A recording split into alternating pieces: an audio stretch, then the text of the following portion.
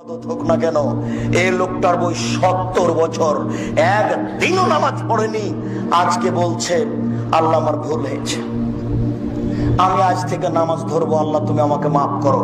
এই কথাটা বলেই মারা গেছে, ইনশাআল্লাহ জান্নাত পাবে। বলেন কেন দেখি? নামাজ কার সাথে জড়িত? আল্লাহর সাথে জড়িত। এই ছেলে, তোমার বাপ তোমার বড় ভাইকে জমি দিয়েছে, তোমাকে দেয়নি, এবার বলো তোমার বাপের কি হবে? আর জান্নাত হবে না।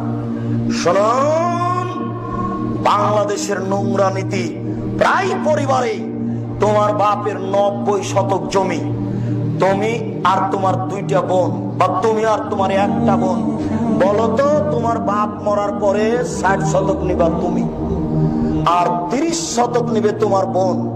তো এই 30 শতক কি তোমার কাছে একদিন থাকার অনুমতি আছে?